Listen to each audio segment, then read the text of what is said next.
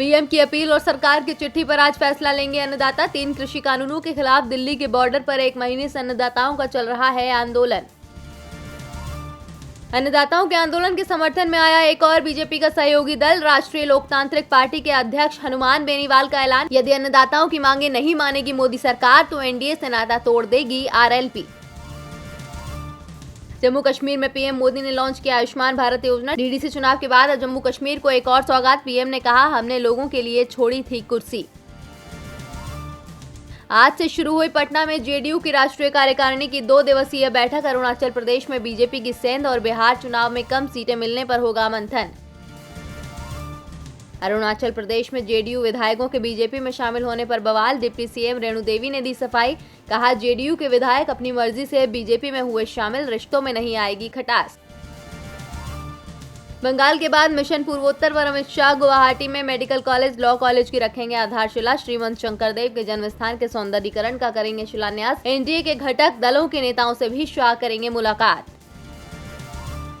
BJP में JDS के विलय की अटकलों पर बोले पूर्व सीएम एचडी कुमारस्वामी, कहा मेरी पार्टी मूर्ख नहीं है। बीजेपी में जेडीएस का विलय करने जैसा कदम आत्महत्या होगी।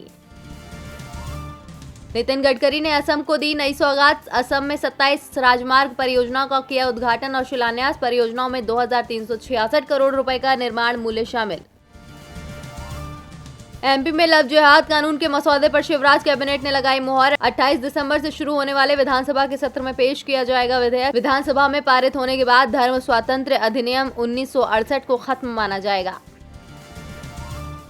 मेरठ में महामारी के नए स्ट्रेन का मंडरा रहा खतरा। लंदन से आए एक ही परिवार के 3 सदस्य निकले पॉजिटिव। वायरस के नए स्ट्रेन को लेकर स्वास्थ्य विभाग हाई अलर्ट।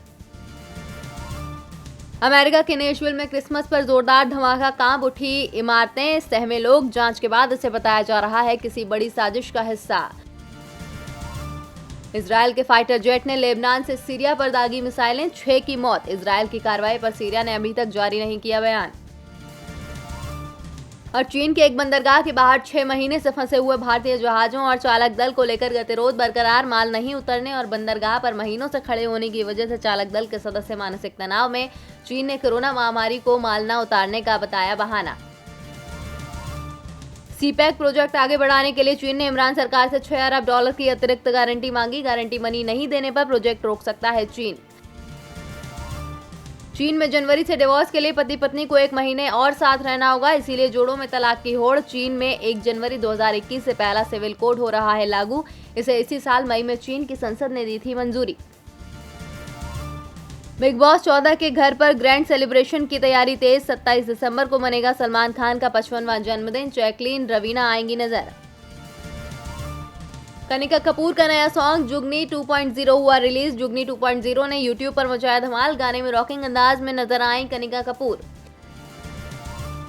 19वें दिन नहीं बढ़े पेट्रोल डीजल के दाम। 8 दिसंबर से पेट्रोल और डीजल की कीमतों में नहीं हुआ कोई बदलाव। दिल्ली में पेट्रोल 83 रुपए 71 पैसे पर तो डीजल 73 रुपए 87 पैसे प्रति लीटर पर टिका रहा। आईफोन समेत कई स्मार्टफोन्स पर 10,000 तक छूट। आज से शुरू हुई फ्लिपकार्ट सेल। 28 दिसंबर तक चलने वाली इस सेल में इलेक्ट्रॉनिक आइटम्स के साथ ही पॉपुलर स्मार्टफोन्स पर भी बम्पर छूट। और बॉक्सिंग डे टेस्ट के पहले दिन भारतीय गेंदबाजों का दबदबा। ऑस्ट्रेलिया को 195 रन पर समेटा। भारत ने 1 विकेट खोकर बनाए 36 रन। कल दूसरे दिन मजबूत बढ़त लेने की कोशिश करेगा भारत।